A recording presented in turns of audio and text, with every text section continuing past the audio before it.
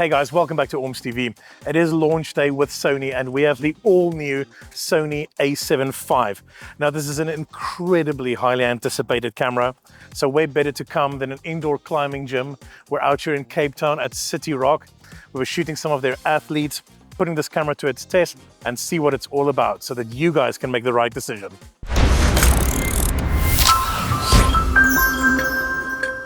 Now, obviously with brand new camera comes brand new specifications. So what I'm going to do is I'm going to take you guys through some of the new specs on this camera, specifically how it relates to the A7 IV, because that's kind of where we're coming from here. And then also just take you guys through other changes that were made in the body, and then how it is to shoot with this rather nice little camera over here. So the first thing to note here is that we still have a 33 megapixel full frame sensor, but it is an all new sensor from Sony, even though the megapixels are still the same as what we have in the A7 IV. Now this is a partially stacked sensor, which means that we're going to get faster readout, faster speeds of the sensor. But what is crucial here is that it is now coupled with a new processing chip. So in this camera, for the first time, we have the BIONZ XR2 processing chip. And this actually includes on a single chip Sony's AI autofocusing system. Now you'll remember from previous cameras that use this system, the AI processing was done on a completely separate chip housed within the body.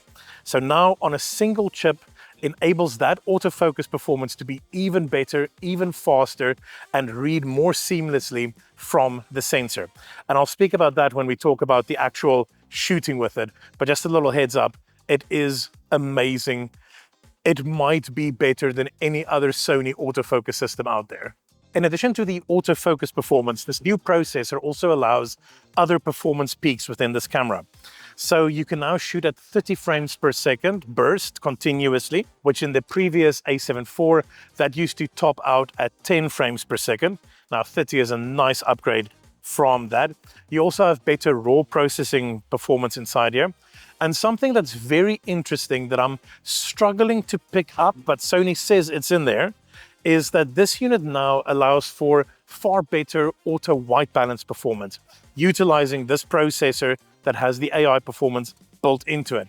And from what I understand, what it essentially does is it uses deep learning algorithms, so AI enhancement, to read white balance within your frame and essentially composite different areas over a single frame together and give you a much better auto white balance performance than you ever had before. The stills look good. It's difficult to see where the AI comes in, but you know, if stills look better and the color performance is better, then I call that a win for Sony. Now again, with new processor and new sensor comes video performance boosts as well. So in this unit now, you are going to be able to shoot 4K, 60 frames per second, full frame, where in the A7 IV that used to crop down to Super 35. You now still get a Super 35 crop, but only if you're bumping to 4K 120. So that's a nice enhancement to have as well. You also get 16 stops dynamic range within the camera, and your IBIS has also been improved quite significantly. So you're now maxing out at 7.5 stops of image stabilization within this unit. Again, just bringing it bang up to what, you know, the latest and greatest cameras out there is offering. And again, striving to make this a better all-round hybrid shooter. Now, in terms of physical changes to the body, Sony's made quite a few here as well. So the first thing you're going to notice when you pick it up is you have a really nice, deep, solid grip, which is always good to feel. It feels nice and chunky, fits in my hand quite well. Very, very happy with that. The other thing that they've done that we've seen in the A9 III and the A1 II is the angle on your shutter button. So previous Sonys, that shutter button used to be completely flat on. This is a much more natural, more ergonomic way to shoot. And of course, you have your on-off switch right there as well. Everything else on here, very nice, exactly as you want it to be. So all of your dials that are mappable, perfect, feels good, feels solid. Everything very nice to use. Your selector on the back, your joystick, also absolutely perfect. Nice big and bright viewfinder, fits perfectly well. In terms of your card slots, you have dual SD, and your first SD slot actually doubles as the CFexpress Type-A slot that we've seen in Sony cameras before. But again, nice and versatile, plenty of recording options there. Battery, exactly as we expect, the FZ100, so plenty of shots. Sony rates it at about 650 shots, but realistically, you'll probably get 1,000 shots out of it quite easily, and probably about an hour to an hour and a half's worth of video off of a single battery. What's really nice on here is that we finally see further adoption of Sony's very fancy tilt and swivel screen here. So the screen can come out hinged like this if you just want to angle it, which is really nice, or you can go fully sideways and have full articulation on that screen as well. So very nice and versatile. It's a really, really clever setup. Probably one of my favorite screen setups out there that Sony utilizes. In terms of connectivity, everything very standard. Headphone ports, microphone ports, all of that kind of thing. Exactly as we expect from this unit. Obviously a full-size HDMI on it for output as well. And then something that's a little bit odd, 2 USB-C ports on the unit.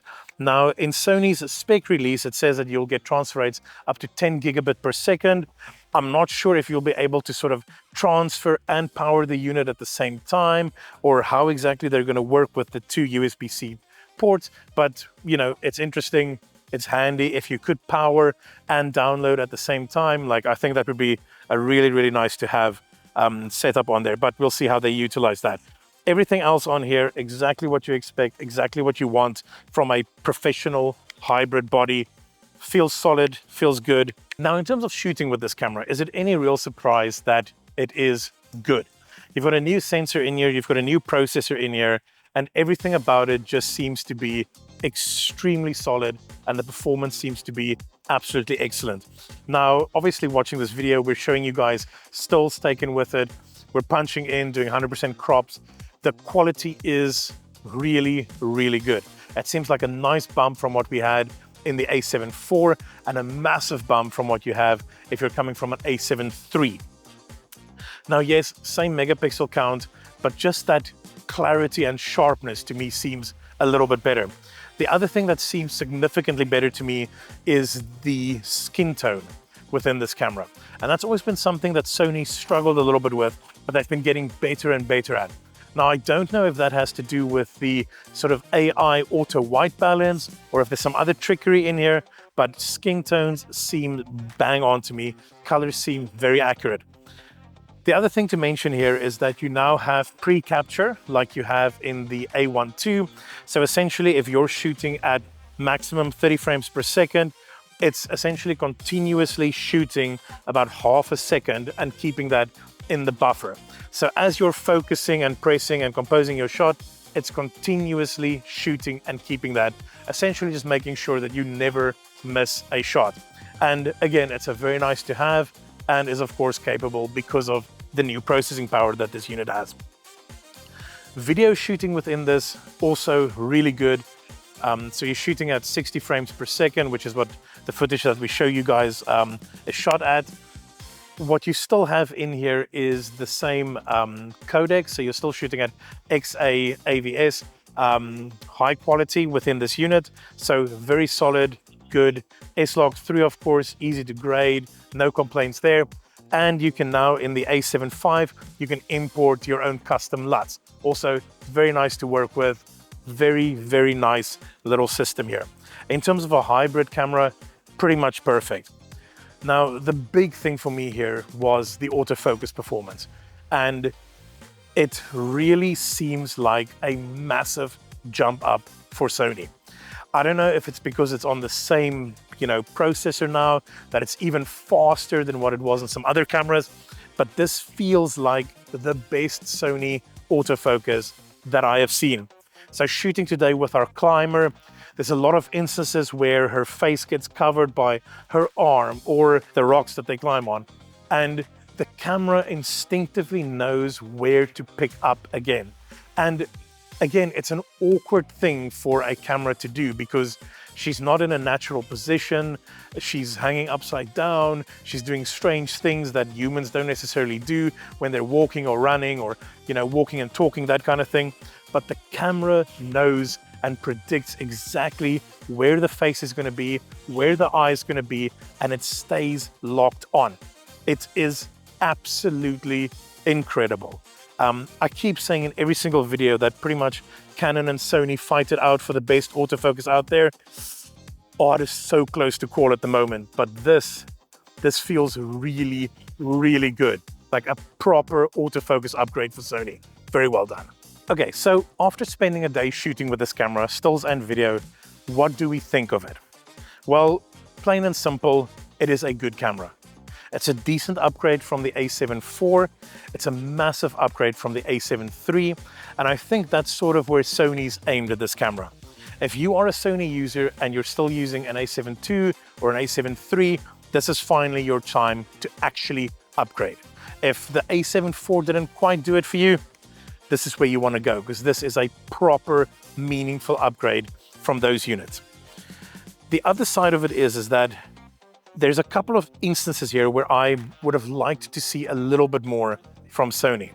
I would have liked to see a little bit of a bump in the video performance. You know, maybe give us raw internal, maybe give us some other formats to shoot in. And I'm saying this purely because of the recent drop of the Canon R6 Mark III, which does give you quite a bit of a video upgrade. At the same time though, the upgrades that Sony did put in here, namely your autofocus performance, the IBIS in this, the improvements in their color science, it's big. It's a really, really big upgrade that they've done here. And I don't think they need to worry all that much about what competitors are up to. This camera has been for a while the go-to hybrid shooting camera. The A7 in Sony's lineup has filled that gap for years. The A7 IV pretty much dominated it, and this camera is a very, very worthy successor. And I think Sony might hang on to that title as having the best hybrid all-rounder. They're getting a fight from Canon, but this is a very, very nice camera. And if you are thinking of upgrading, yeah, this is worth it.